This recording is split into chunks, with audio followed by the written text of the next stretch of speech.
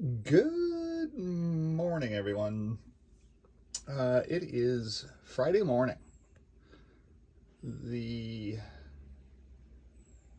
19th of August. And I am still here at the campground. This is just the view from my fifth wheel camper. We won't be on this lot.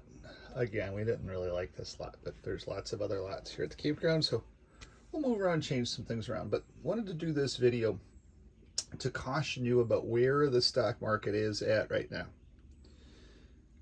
Yesterday's volume was the lowest volume of the entire year. The meme stock rally, which are things like GameStop, which are bankrupt, AMC Theaters, which is just playing around with other people's money, and Bed Bath & Beyond, which is bankrupt.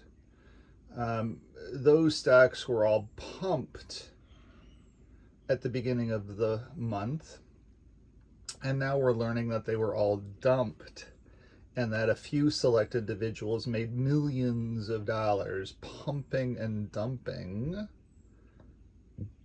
Bed Bath & Beyond, and that the average investor on Robinhood was stuck with the bag because they weren't listening. They weren't paying any attention. The emotion of a stock going up got them caught up. As happens with people who are new to investing and new to trading. That's why most people buy good, high quality mutual funds or segregated funds and have another manager manage them for them because they cannot control the emotion. Or they're doing their own things. They're electricians, they're truck drivers, they're doing their own things. They're out there doing their thing. And a money manager is then managing the accounts and taking care of the emotion of things. So what we seen yesterday was the lowest volume day. The data sets that we wake up to this morning are some of the worst data sets on the planet. Germany's producer price index, PPI numbers, came out, and because their inflation is soaring over there with the war in Ukraine and with their policies that they've screwed up over all the years, then the German people are waking up today realizing that their economy is in tatters. The Chinese have, again, another massive problem on their hands because the Chinese aren't making their payments, and everything in China is all manipulated. As we know, there's warehouses that were supposed to have metals in them, and when they've gone in to open up to see where the metals were, the metals are no longer there. And they're wondering, gee, where are all these metals at that banks have loaned all this money on? The other problem is that the real estate crisis in China is getting worse and worse and worse. And China is not buying any because they need all of the yuan that they can possibly find. They need all of the yuan they can possibly find in their own country. So they are having a world of trouble too. Also, there is a heat wave in China as well, which is drying up all of their water resources around the globe. Water around the globe has become a very, very major problem. A very major problem trying to find water for human beings, because there isn't any other than in Windsor. That's why everybody's moving to the city of Windsor. There's water here.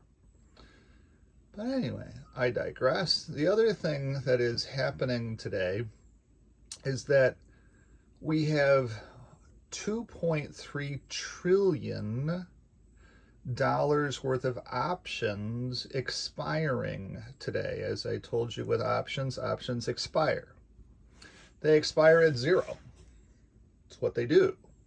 So you have to be very cautious when you're trading options that you are always playing the concept that they expire worthless. And so I talked a little bit about that in my last video with my ExxonMobil shares. They didn't do what I needed them to do fast enough because my options were expiring this week today. So I sold them for a very small little teeny tiny gain. And I'm so glad that I did because the stock never recovered. It didn't recover fast enough to be able to get me any other gain. And since I was going camping with limited connectivity, I couldn't trade. I was on vacation. So go on vacation, go do your thing. Next week I'll be back trading again. The other thing that's happened is the Bank of America analyst has been shorting the S&P 500 since the 4380 mark. And the S&P 500 broke down under, or when it does break down under 4235, that's some support levels. But as it breaks down under 4235, then we have blub blub gurgle gurgle because we had a spiraling up market. Now we can be running into the risk of a spiraling down market. We'll have to see how all of this plays out. But what wasn't rational going up becomes exceptionally rational coming down because it never made any sense for it to go up. So we are now in this position that today could be very, very bad and Monday could be black.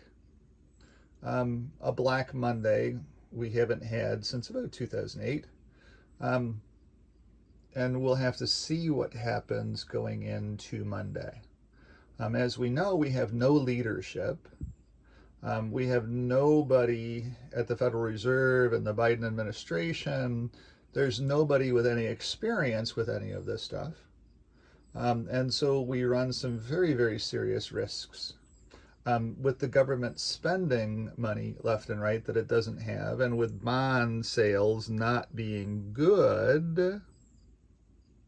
Some of the worst bond sales this week in the history of bond sales. So we are to a pivot point where, to me, things start making more sense again. Bad is bad. There's nothing good going on out there. The concept that the chip manufacturing business needed to get 45 billion US government taxpayer dollars to be able to exist is not a good thing. That's a bad thing. So at the end of the day, we'll have to see what happens from here. There was 9.2 billion with a B, $9.2 billion of retail money hit the market this week. So what that is that's the common person coming in with their money, buying at the high,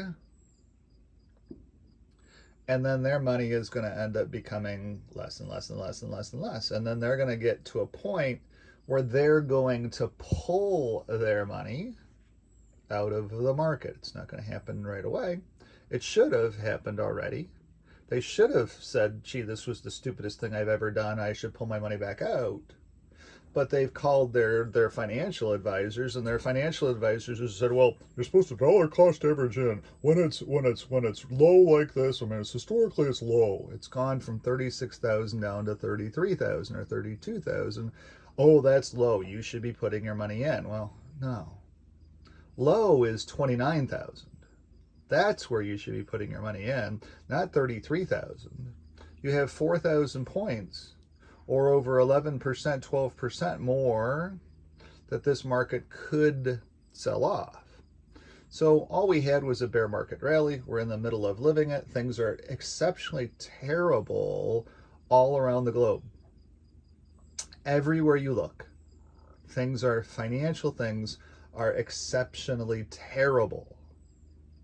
And yet the stock market soared. It made no sense other than the concept, okay, money from around the globe had to go someplace. But now we're finding out that it was all manipulation, that there were options manipulations going on with the guys like in Bed Bath & Beyond, where there were two people that made $178 million pumping and dumping Bed Bath & Beyond this week. Now, $178 million of profit is a pretty good profit for two people. So two people got ultra rich. And that's okay, because sometimes the market does that. Sometimes people are stupid enough to let that happen. And it happened this week. So be very, very cautious of where you're at. I'm glad that I'm just sitting in oil. The oil business. Germany is getting ready to close its refinery, its largest refinery, because there's no water in the Rhine River. So it cannot move barges. And so it cannot produce gasoline. On the east coast of the United States, distillates are at some of the lowest historical levels of storage. So the East Coast diesel prices and gasoline prices, it's just a matter of time before they explode higher. Gretchen Whitmer in Michigan is winning her election. If she gets reelected, she will shut Line 5, and that will crush the refineries in the Great Lakes region. And we will have another massive oil problem.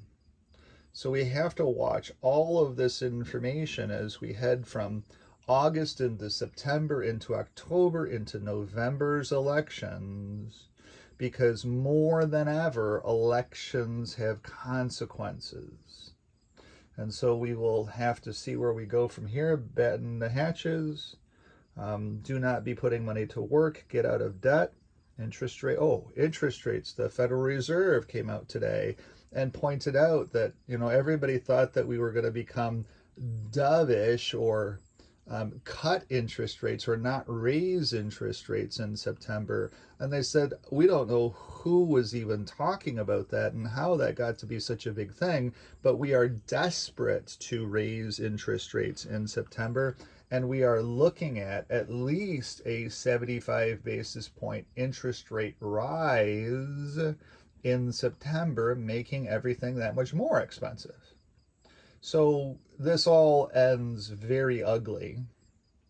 We are in the midst of some of the most ugliest of times economically. The data sets just prove it out. It's just, there's a lag between the data and the actual happening. So batten down the hatches, be very, very cautious, and things will go on sale at some point in time, September, October, November, December. Luckily, after the midterm elections, we will then start to get into all of the investigations to be able to find out how we got to be in such a bad shape. But that's not going to happen until we get into a bad shape, which will definitely be a nuclear winter from a market's perspective, I believe. At least that's what I believe. And that's why there hasn't been any pressure to open up new tax-free savings accounts and things like that. I believe that there's far more to go downside than what there is to be upside at this point. Have a great day. That's your report from the campground. Today is, we're going to be packing up here now. As soon as I get done with this video, we start our packing up, get on the road, and head back home. So on Monday, I'll be back in front of the spreadsheet and being able to explain to you and show to you what's going on. Enjoy the day, and thanks for viewing.